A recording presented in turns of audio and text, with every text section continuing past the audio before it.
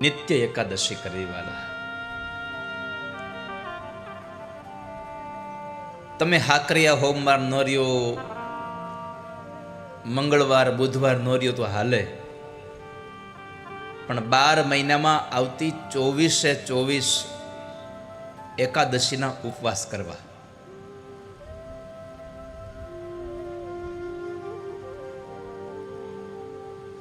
અને આમ પણ સાયન્સ એમ કહે છે કે 15 દિવસે એકવાર આ પાચન તંત્રને થોડીક વિશ્રામ આપવો જોઈએ.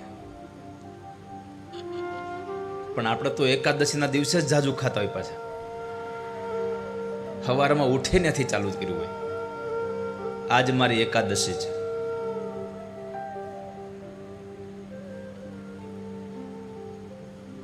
સવાર પડ્યું ને ખાધા શિંગદાણા, સવાર પડ્યું ને ખાધા શિંગદાણા. જો કે આમ તો અમુક તો હવારે નહીં, આગલે દી ચાલુ કરે. કાલ મારી એકાદશી છે એટલે થોડીક એક રોટલી ગરમ વધારે આપી દો ને. અરે તારી ભલી થાય એકાદશીની. એકાદશી કહેતી છે આ મને હું કામ રહેતો હશે ભાઈ, આગલે દી ચાલુ કરે.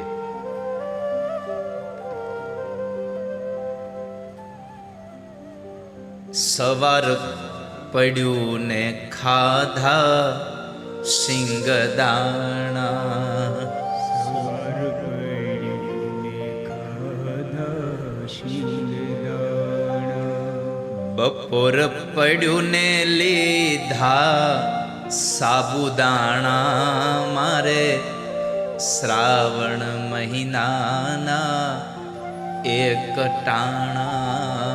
બપોર પડ્યું ને લીધા સાબુદાણા, મારે શ્રાવણ મહિનાના. સવારે ઉઠે તો તરત જ સવારના પોરમાં ઈ શિંગદાણા ને ઓલી વેફર નહીં ખાતો હોય બેઠો બેઠો. બપોરે સાબુદાણાની ખીચડી ખાઈ, લીલા નાળિયેર જેટલી.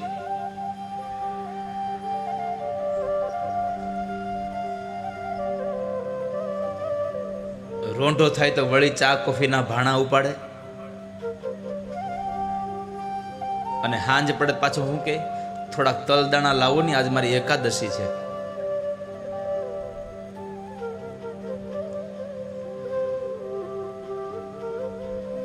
એકાદશીનો નિયમ છે, દશમના દિવસે એકટાણું કરવાનું. એકાદશી રહેવી હોય તો દશમના દિવસે એકટાણું કરવાનું. એકાદશીના દિવસે આખો દિવસ ઉપવાસ કરવાનો. અને દ્વાદશીના દિવસે એકટાણું કરી અને તમારી એકાદશીનું વ્રતોદ્યાપન થાય.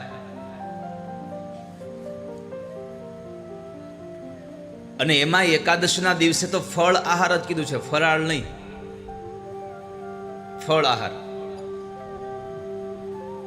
આપણે ફળ આહાર મૂક્યું પડતું ને કર્યું ફરાળ. ભાત ભાતના વ્યંજન બને. એમાં પણ એવું લખ્યું હતું કે તુલસી પત્રની ઉપર જેટલું ફળ આવે ને એટલું ફળ લેવાનું હોય. પણ આપણે કેટલા બધા સમજદાર, તુલસી પત્ર તો રાખ્યું જ હારે, પણ નીચે મૂકવા બદલે ઉપર મૂક્યું.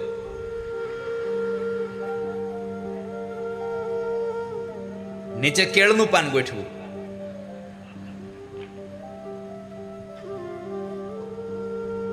અને એટલું આપણે એ ફરાળ કર્યું હોય, અને પછી બપોરે જે ફરાળ ચડે એ રોંઢે 4-5 વાગ્યે માંડ ઉતરે.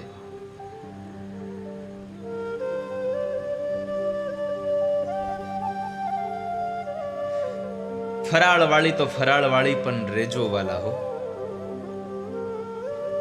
એકાદશીના ઉપવાસ કરજો. ભગવાન વ્રજમાં વૈકુંઠમાં ધામ આપશે.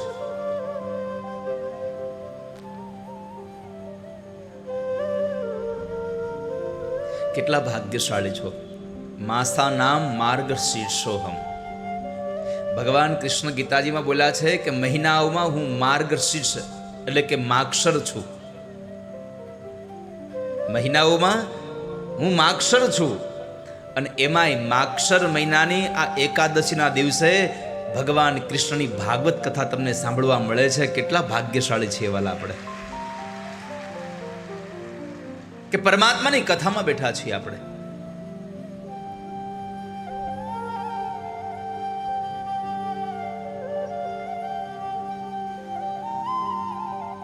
તો એકાદશી રહેજો.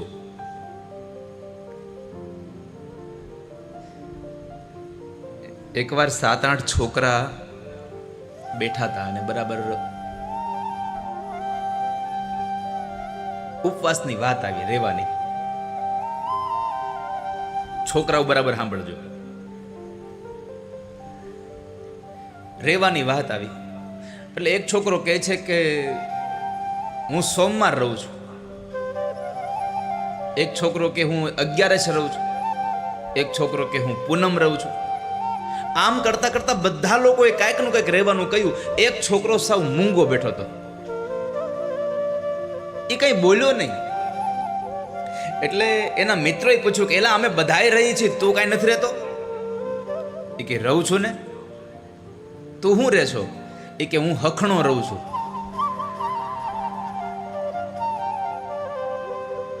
આ સંસારનું મોટામાં મોટું વ્રત છે હખણું રહેવું. ખબર પડે ને હખણામાં?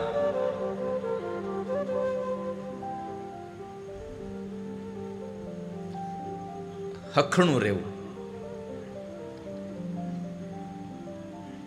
ડાયાને ડમરા થઈને રહેવું.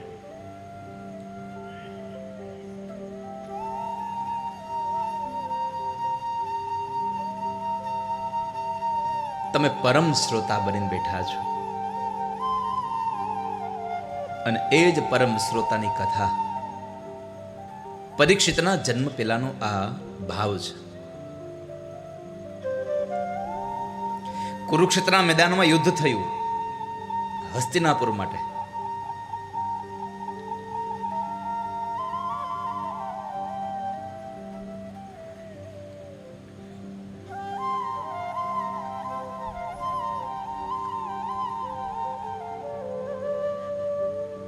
અને એ કુરુક્ષેત્રના મેદાનમાં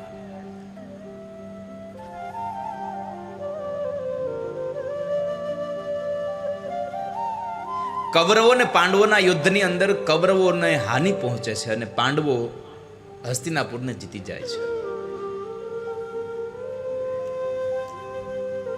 આજનો જ સુવિચાર લગભગ મારા ખ્યાલથી એના ઉપર જ છે. કદાચ છે તમારી પાસે? છોકરાઓ જુઓ, કર્મને સારથી બનાવો એવું કંઈક છે. આજે હું ભૂલી ગયો છું. કર્મને સારથી બનાવો. કુરુક્ષેત્રમાં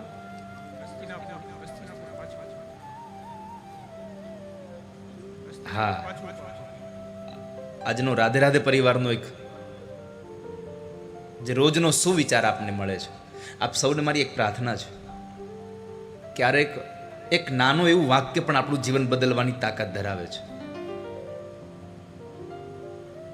બધા પાસે કદાચ અત્યારે તો એન્ડ્રોઈડ મોબાઈલ થઈ ગયા છે અને બધા લોકો વોટ્સએપ વાપરો છો. તો તમને બધાને પ્રાર્થના છે કે રાધે રાધે પરિવારનો એક વોટ્સએપ નંબર છે 9998882612. હા, જો આવ્યો અત્યારે. આ જે નંબર છે ને, આ નંબરમાં આપ વોટ્સએપ ગ્રુપમાં જોડાઈ જજો. તમને રોજના માટે એક સુંદર મજાનો સુવિચાર મળશે. જે સુવિચાર આપણું જીવન બદલવાની તાકાત ધરાવે છે.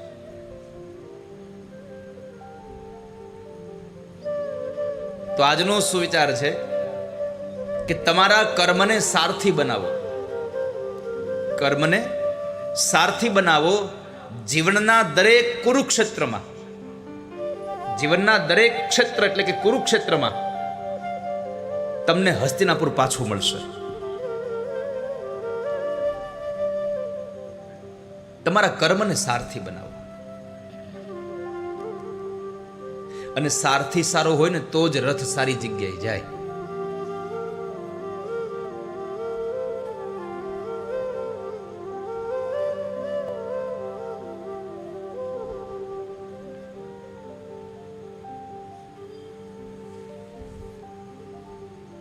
તો ભાગવતના પરમ શ્રોતા પરીક્ષિત મહારાજ અને એના જન્મની પહેલાની કથા એમાં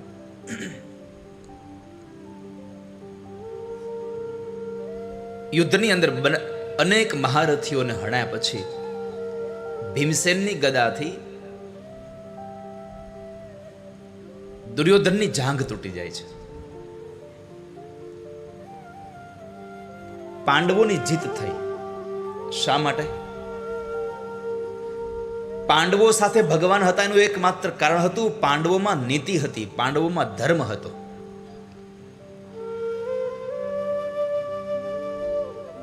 અને જ્યાં ધર્મ હોય છે ત્યાં જ જય હોય છે.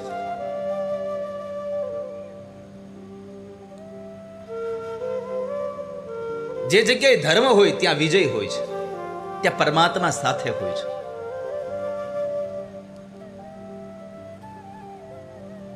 નહીં તો દુર્યોધન પણ એટલો જ સગો હતો, પણ દુર્યોધનમાં નીતિ નહોતી, ધર્મ નહોતો. અને બીજું, માણસને માગતાય આવડવું તો જોઈએ ને. નહીં તો જ્યારે કુરુક્ષેત્રના મેદાનમાં યુદ્ધ થયું ત્યારે એ યુદ્ધના સમયે દુર્યોધન અને અર્જુન બંને ભગવાન પાસે માગવા માટે ગયા હતા, સહાય માગવા માટે.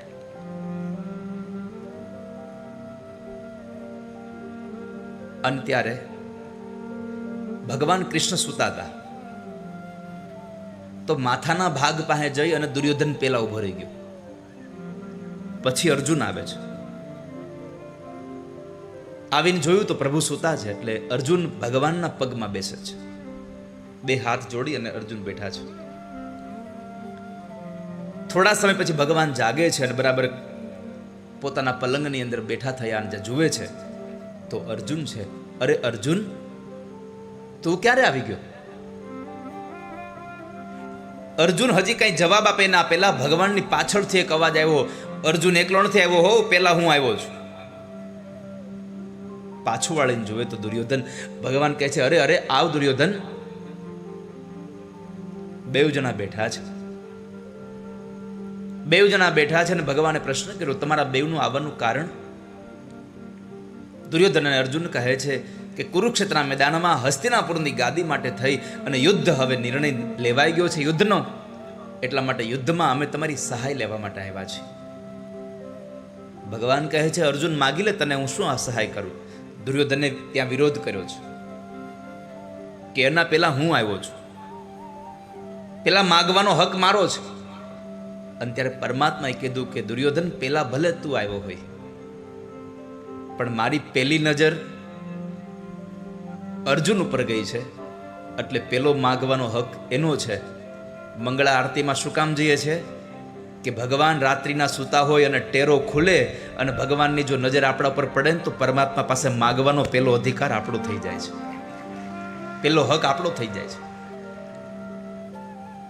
એટલે ભગવાનની મંગળા આરતીમાં જઈએ છીએ.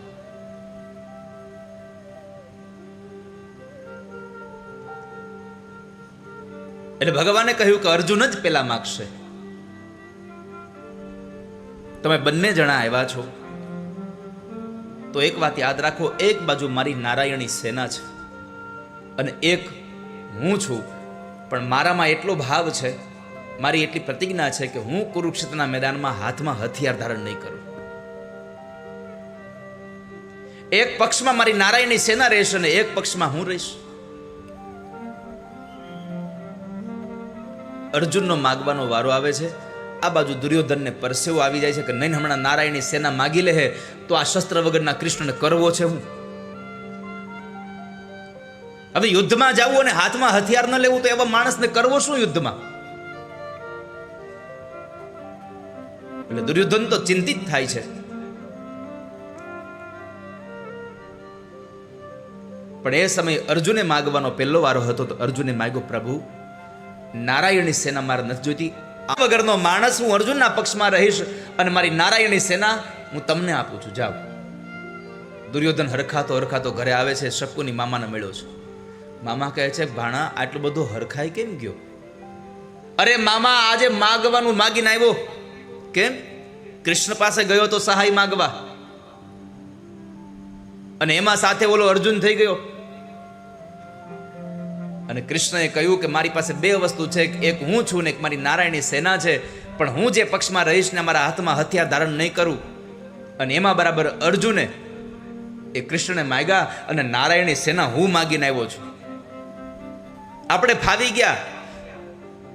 શકુની કહે છે, અરે મોટા મૂર્ખ, ફાવી નથી ગયા, નો માગવાનું માગીને આવ્યો છું. આ બધું દુર્યોધન જતો રહ્યો. ભગવાન કૃષ્ણએ અર્જુનને કહ્યું, અર્જુન, તને લા બુદ્ધિ છે કે નહીં? હું કહું છું કે જે પક્ષમાં હું રહીશ એ પક્ષમાં હાથમાં હથિયાર ધારણ નહીં કરું, અને તોય તે મને માગ્યો, નારાયણની સેના જતી રહી. તને ખબર છે માખણ માખણ બધું દુર્યોધન લઈ ગયો અને છાશ રહી તારી પાસે હવે. ત્યારે અર્જુન બે હાથ જોડી ભગવાનને કહે છે, પ્રભુ, ભલે ને માખણ માખણ દુર્યોધન લઈ ગયો અને છાશ મારી પાસે રહી, પણ તમને ખબર છે માખણ દુર્યોધન લઈ ગયો, માખણ ચોર તો મારી પાસે છે હજી. માખણ ચોર મેરે પાસ है, માખણ દુર્યોધન ले गयो.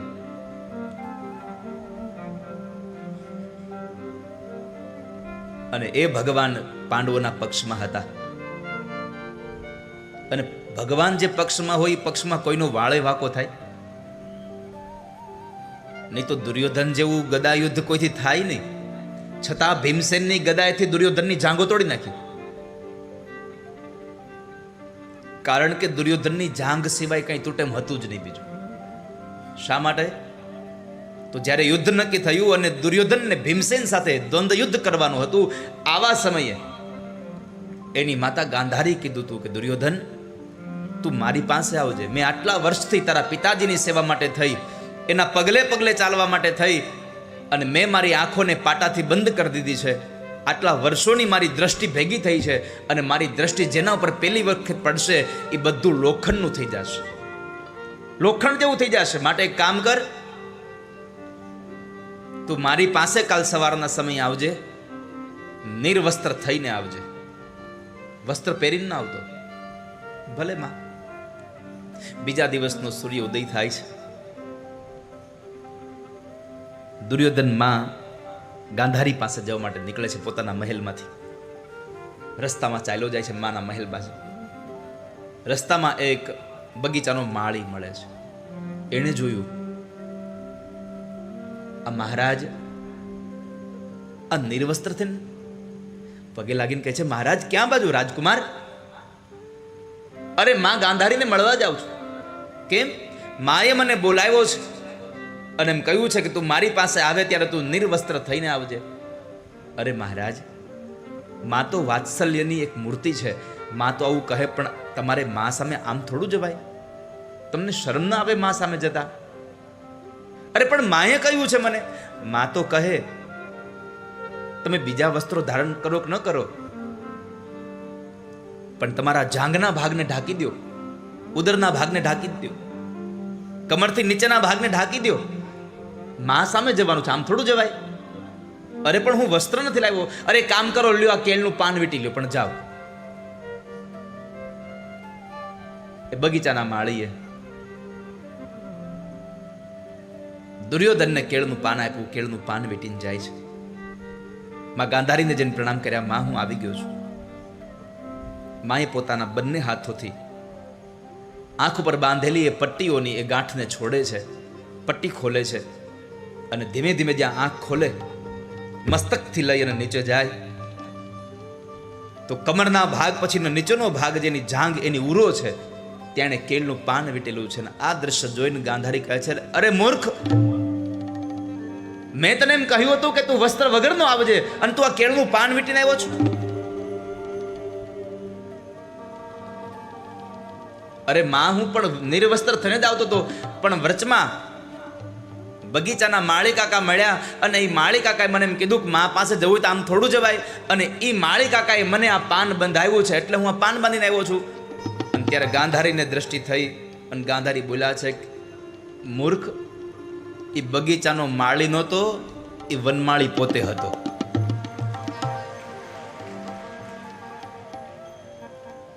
એ બગીચાનો માળી નહોતો.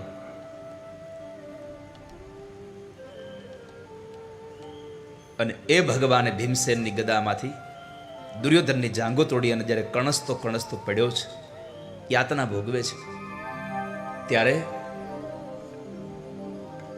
ગુરુપુત્ર અશ્વત્થામા આવે છે. અશ્વત્થામા આવીને કહે છે કે મિત્ર, તારા જીવને હવે શાંત કરી દે, જે થવાનું તો થઈ ગયું છે.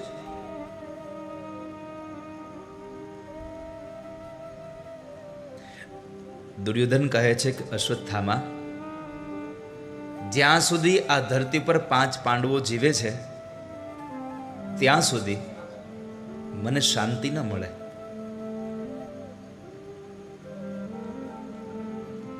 અશ્વત્થામા કહે છે કે સમજી લે, 5 પાંડવો ધરતીમાં ન રહે તો તને શાંતિ મળે? હા, તો મળે, પણ પાંડવોને કોણ મારે?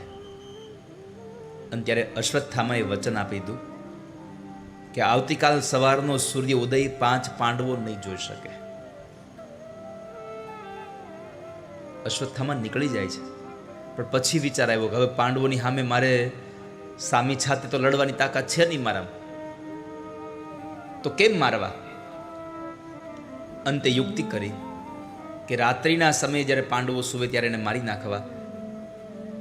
આ વાતની ખબર ભગવાન કૃષ્ણને પડી તો પાંડવોને જે સુવા જતા હતા, પાંડવો ત્યાંથી લઈને ભગવાન નીકળી ગયા.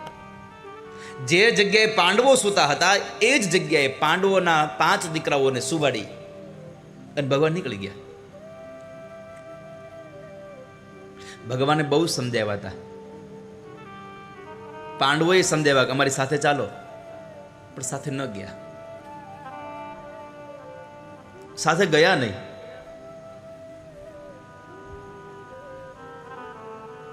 ક્યારેક વડીલો આપણને સમજાવે ને આપણે સમજીએ નહીં ને ત્યાર પછી પછતાવાના વારા સિવાય બીજું કાંઈ આવતું નથી જીવનમાં.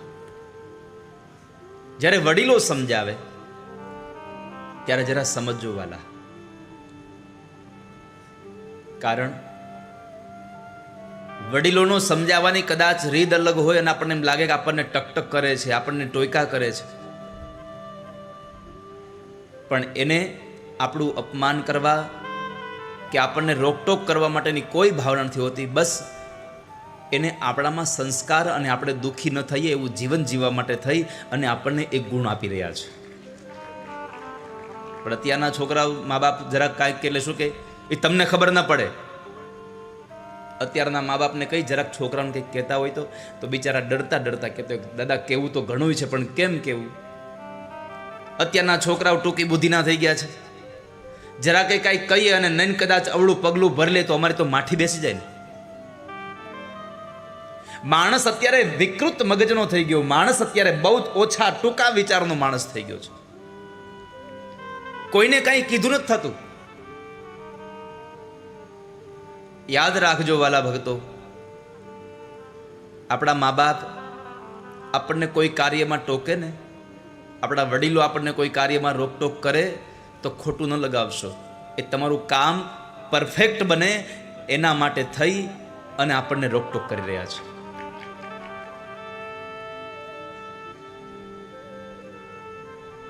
એકવાર 11મા 12મા ધોરણની અંદર અભ્યાસ કરતો એક વિદ્યાર્થી અને એના બાપા એને વારા ઘડીએ રોકટોક કરે. કાંઈ કંઈ હોય એટલે ટકટક કર્યા કરે.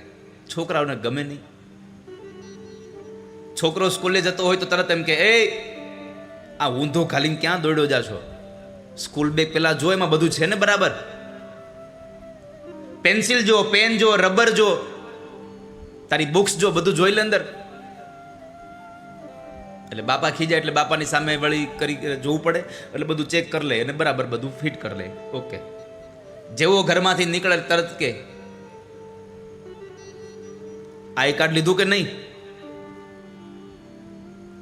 વળી પાછું આઈ કાર્ડ ગળામાં નાખે. દરવાજામાં પહોંચે એટલે કે પણ શું સીધા શૂઝ પહેરવા માંડ્યો છો? જરા સાફ કર.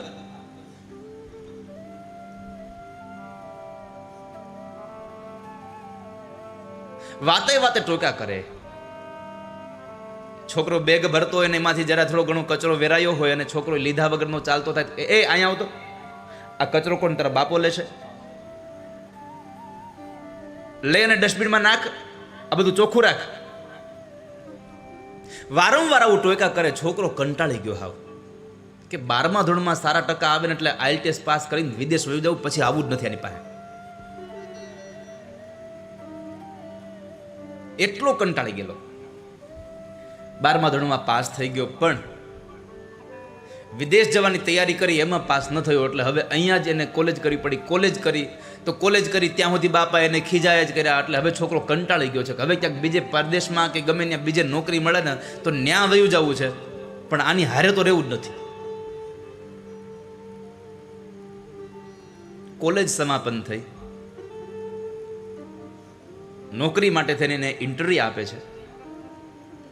એમાં એક જગ્યાએ ઇન્ટરવ્યૂમાં જવાનું છે.